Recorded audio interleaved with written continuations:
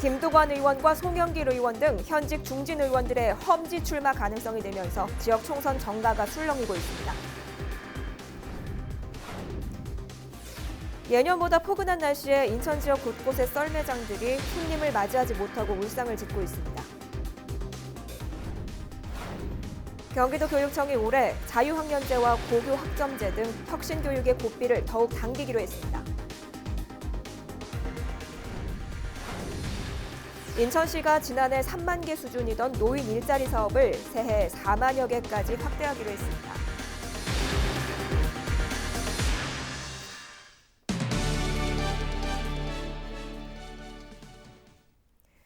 시청자 여러분 안녕하십니까? 헬로티비 뉴스 시작합니다. 오늘의 첫 소식입니다.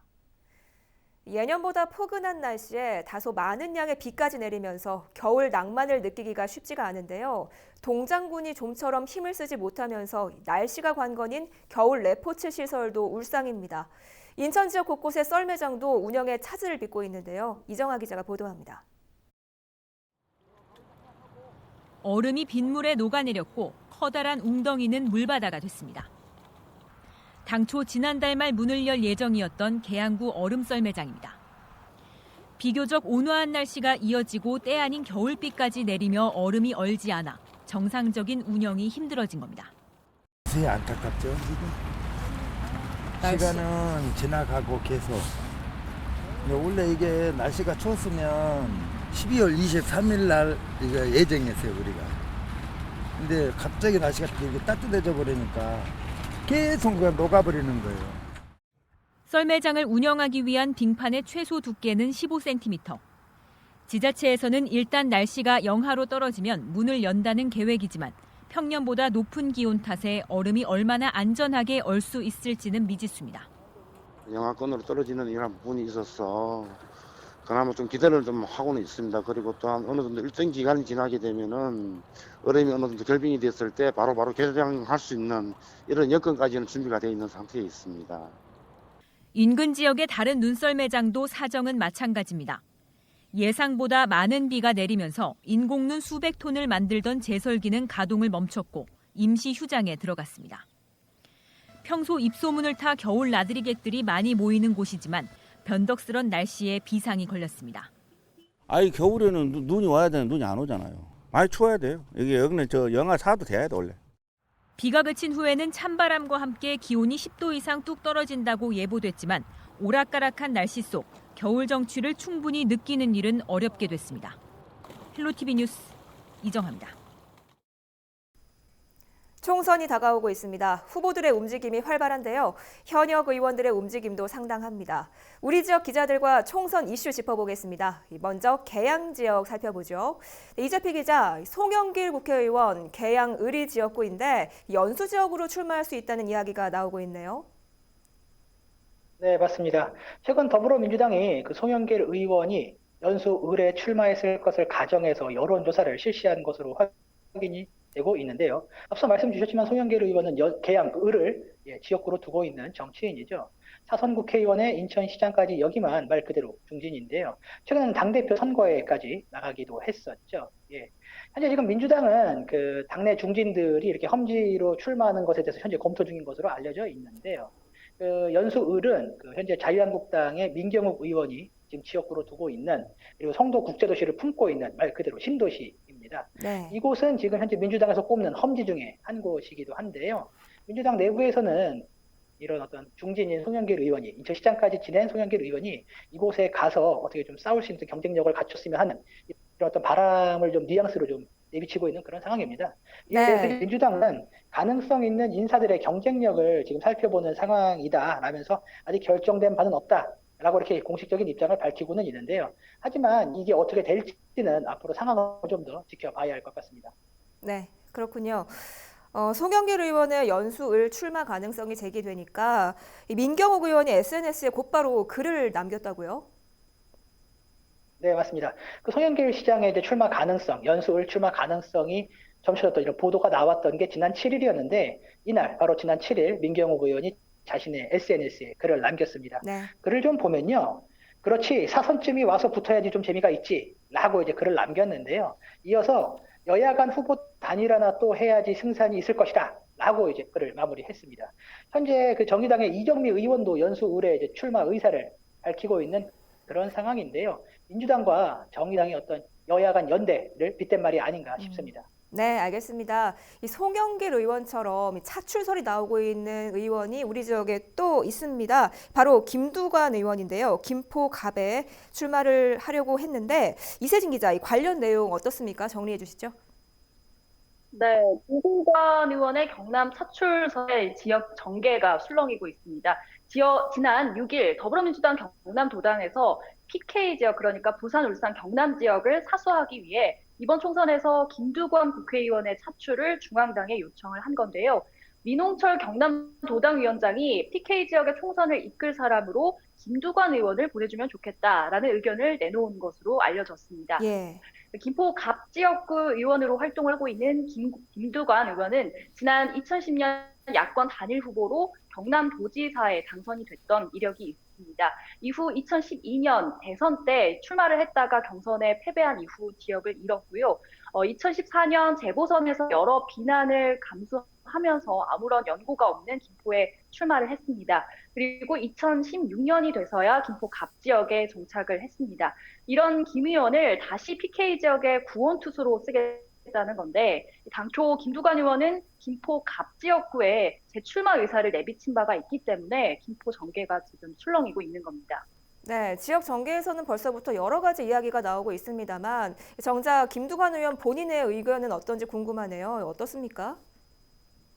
네, 김두관 의원 본인은 PK 지역이 아닌 김포에서 총선을 치르고 싶다라는 의사를 밝혔습니다. 김 의원은 7일 김포 고촌읍에서 열린 지역 의정보고회에서도 이번 차출설에 대한 본인의 의사를 짧게 언급을 했는데요. 김 의원은 당으로부터 공식 요청은 없었다면서도 고향이 아닌 김포는 시민들이 따뜻하게 자신을 품어준 곳이다라면서 김포를 지켜야 할 입장이라고 이제 언급을 했습니다. 김 의원에 대해서는 사실 김포에 정착한 이후에도 언제든 떠날 수 있는 정치인 아니냐 이런 비판이 또 있었거든요. 본인은 아니라는 의사를 내놓긴 했지만 PK 지역 수성 가능성을 떠나더라도 아무래도 고심이 깊을 수밖에 없는 상태입니다. 때문에 김포 갑 지역에서는 향후 선거 전국까지 놓고 조심스러운 전망까지 나오고 있는데요. 향후에 김두관 의원이 자리를 비웠을 경우에 전략 공천 가능성에도 무게를 두면서 여러 가지 이야기가 나오고 있는 상태입니다. 네, 알겠습니다. 이번에는 부천 지역 총선 이슈도 살펴보겠습니다. 김진재 기자, 원혜영 의원이 최근 더불어민주당 공천관리위원장으로 임명이 됐죠. 네, 더불어민주당은 4.15 총선을 100일 앞둔 지난 6일이었죠. 공천관리위원회를 출범시켰는데요. 위원장으로 원혜영 국회의원을 임명했습니다. 원혜영 의원은 지난해 기자회견을 통해 이번 총선 불출마 의사를 밝힌 바 있는데요. 이 때문에 민주당은 이 원혜영 의원을 공천관리위원장으로 임명해서 공천 과정에 대한 공정성을 확보할 수 있을 것으로 보고 있습니다. 또 이에 더해서 이 오선 의원 출신인 원혜영 의원이 당내 사정에 밝다는 점도 이번 임명에 작용을 했습니다. 네. 더불어민주당은 원혜영 공천관리위원장과 상의해서 추후 공천관리위원을 결정할 계획입니다. 네, 원혜영 의원이 불출마를 선언했는데요. 그렇다면 부천 오정구 지역에서는 새로운 인물들이 도전을 하겠군요. 네, 맞습니다. 부천 오정구 지역을 흔히 이제 무주공산 지역이라고 부르고 있는데 현재까지 4명의 예비 후보들이 등록을 마친 상태입니다. 더불어민주당에서는 김만수 전 부천시장과 서영석 전 경기도 의원이 도전장을 던졌습니다. 자유한국당은 안병도 오정구 당협위원장이 예비 후보로 등록을 했고요. 구자호 정의당 오정지역위원장도 예비 후보 등록을 마친 상황입니다. 지역 정치권에서는 이후 오정 지역에 추가적인 예비 후보 등록이 없을 것으로 예상을 하고 있는데요. 하지만 아직 총선까지 3달여 가까이 시간이 남아있기 때문에 다른 인물이 나올 가능성도 남아있는 상황입니다. 네, 알겠습니다. 이 총선이 다가오면서 지역 정치권이 발빠르게 움직이고 있는데요. 총선 소식은 확인되는 대로 시청자 여러분께 새로운 소식 전해드리겠습니다.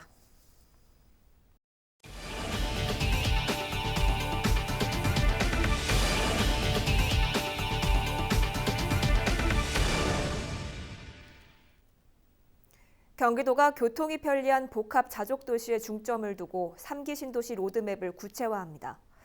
도는 직장과 주거가 가까운 직주 근접 도시를 조성하기 위해 주택 역세권 중심 배치와 철도 등 교통대책 최적화 등에 중점을 둘 계획입니다. 특히 3기 신도시 TF에는 기초지자체도 동참해 지역 실정을 자세히 반영하도록 했습니다. 현재 도내 수도권 주택 공급 정책으로 추진 중인 신규 사업은 3기 신도시 등 23곳이며 전체 주택 공급 물량 30만 호 중 약 80%인 24만 호가 해당합니다. 이재정 경기도 교육감이 신년 기자회견을 통해 올해 경기도 교육의 목표를 밝혔습니다. 선생님이 행복한 학교를 만들겠다는 청사진 아래 자유학년제와 고교학점제 등 혁신교육의 고삐를 바짝 당기기로 했습니다. 김호 기자입니다. 이재정 교육감은 올해를 미래학교 설립의 원년으로 삼겠다고 밝혔습니다. 지난해 학교자치 선포를 한 만큼 교육 자치를 통해 선생님이 존중받는 학교를 만들겠다는 의지를 전했습니다. 무엇보다 선생님이 행복해야 아이들이 행복하다는 기본 바탕 아래 진정으로 아이들이 존중받는 학교를 만들겠다는 청사진을 제시했습니다.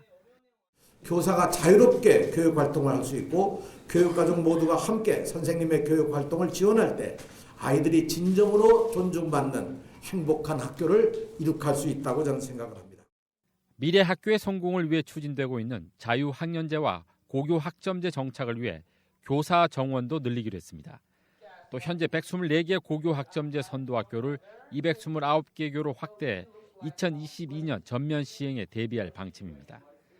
하지만 정시 비중이 늘어나는 등 현재 입시 제도의 변화는 풀어야 할 숙제로 남아 있습니다. 대학 진학에 문제가 있지 않느냐 이런 얘기를 하는데 실제로 오히려 결과로 보면 대학 진학에도 학생들이 자신감을 가지고 자기 분야를 선택하기 때문에 오히려 결과적으로는 도움이 됐다고 생각합니다. 그러나 여전히 대학 입시가 하나의 그 걸림돌은 됩니다. 학생들의 적극적인 선거 참여도 강조했습니다. 선거 연령이 만 19세에서 만 18세로 낮아지면서 올해 총선에 참여하는 경기도 내 학생은 3만 5천여 명. 선거법 위반을 막고 청소년들의 올바른 참정권 행사를 위한 교육 준비도 마쳤습니다. 민주시민교육, 통일시민교육, 세계시민교육을 위한 교과서 3종 10권이 이미 발간이 다 돼서 2019년 도내 68.3%의 학교와 12개 시도 학생들이 교과 융합 토론 창의적 체험 활동 현장에서 활용하고 있다는 것을 말씀을 드립니다. 이 밖에 교육 현장의 4차 산업에 맞는 수업 변화를 위해 교실마다 무선망과 무선 단말기를 보급합니다. 또 초등교사 210명을 대상으로 구글 코리아와 마이크로소프트사 등 세계 유수의 기업들과 미래 교육 활동을 함께 진행할 예정입니다. 헬로티비 뉴스 김호입니다. 인천시는 지난해 3만 개 수준이던 노인 일자리 사업을 새해 4만여 개까지 확대한다고 밝혔습니다. 특히 올해는 베이비 부머 세대가 노년기로 진입하는 시기로 다양한 신규 사업도 선보이는데요. 관련 예산도 역대 최대 규모입니다. 보도에 김지영 기자입니다. 인천시의 노인 인구 비율은 빠르게 늘고 있습니다. 통계청 자료에 따르면 2000년 초반 5.5%에 불과했던 인천의 노인 비율은 지난 2015년 10%를 넘어섰고 올해 13.4%를 기록했습니다. 이 속도라면 2027년엔 노인 인구 비율이 20%를 넘는 초고령 사회에 진입할 것으로 예상됩니다. 인구 증가 속도에 맞춰 노인 일자리 사업 규모도 커졌습니다. 올해 인천시 노인 일자리 사업은 작년보다 8,300여 개 늘어난 4만 1,000여 개로 확대됐습니다. 관련 예산도 전년보다 크게 늘어 역대 최대 규모입니다. 우리 어르신들이 제일 행복하고 건강한 게 일자리 마련해 주는 거다. 이렇게. 예산을 좀 늘려가지고 한 538억을 늘려가지고 작년에 3만 2천 개 일자리에서 4만 1천 개 일자리를 이제 제공해 드리는 걸로 그렇게 예산을 편성을 했습니다. 특히 베이비 부머 세대가 노년기로 진입하는 올해는 다양한 신규 사업도 선보입니다. 방과후 교실 아이들의 학습 지도사로 근무하는 시니어 초등학교 아동 돌봄 사업, 다문화 가정 자녀의 정서 발달을 돕는 우리 아이 시니어 선생님 등 어르신 300여 명에게 사회 참여 기회가 주어집니다. 또 인천 특화 사업 참여자 200여 명에겐 월 40만 원의 급여를 지급하고 75세 이상 취약계층 어르신에겐 연간 8만 원의 효드림 복지카드가 지급됩니다. 이 밖에 지역 민간시설을 노인 여가시설로 활용하고 지역 사회복지시설도 늘어납니다. 종합사회복지관이 이제 금년에 1개소가 더 늘어나서 20개소가 이렇게 이제 운영이 됩니다. 그래서 좀 더 좋은 이런 사회복지 서비스가 이루어질 것으로 이렇게 생각하고 있습니다. 문재인 정부는 오는 2021년까지 노인 일자리 사업을 80만 개까지 늘린다는 공약을 제시했습니다. 이에 맞춰 지자체의 노인 일자리 규모도 매년 지속적으로 증가할 것으로 예상됩니다. 티브로드 뉴스 김지영입니다. 인천시가 첨단 산업의 핵심 소재인 히토류 기술 개발을 위한 한중 기술 세미나를 개최했습니다. 히토류는 스마트폰과 전기차 등 첨단 산업의 핵심 소재 가운데 하나인데요. 인천시는 이번 세미나를 통해 중국과의 기술 협력 플랫폼을 확고히 다질 계획입니다. 신한결 기자가 취재했습니다. 인천시가 한국생산기술원, 한중과학기술협력센터와 함께 한중 히토류 신소재 기술발전 세미나를 개최했습니다. 세미나에는 산업통상자원부와 인천시, 한중학계와 연구계, 관련 업계 관계자 등 50여 명이 참석했습니다. 첨단 산업의 핵심 신소재인 히토류의 개발 기술을 협력하기 위해서입니다. 희소금속 산업 발전의 길을 모색할 수 있는 기회이자 또 활력소가 되기를 바랍니다. 우리 시에서도 주요 소제품 장비 기술 개발 및 실증화를 위한 소부장 실증화 지원센터를 남동 3단에 구축함으로써 通过这次会议和交流活动，进一步建立起江西和韩国有关机构和专家学者、企业家在稀土科研、教育、生产技术及产业方面。 히토류는 열전도와 자성이 훌륭한 화학물로 스마트폰과 전기차 등 첨단 산업과 군사무기의 핵심 소재로 쓰이는 물질입니다. 첨단 산업이 발전함에 따라 히토류의 중요도는 점점 높아지고 있지만 전 세계 매장량의 70%가 중국에 분포해 있어 지역적 편중이 큰 상황입니다.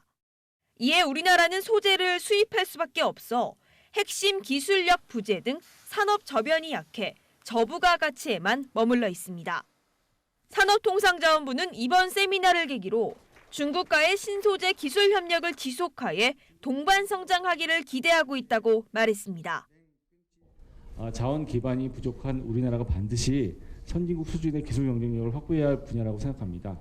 오늘 민간 차원의 기술 협력이 보다 실질적인 성과로 이어지기를 희망하며 일회성이 아닌 지속적인 협력의 창구가 되어 향후에도 계속 서로 시너지 효과를 창출하고 공유하는 세미나는 히토류 폐기물 재활용 기술, 히토류 기술 표준화 등 다양한 분야에 대한 양국 전문가들의 발표와 토의로 진행됐습니다.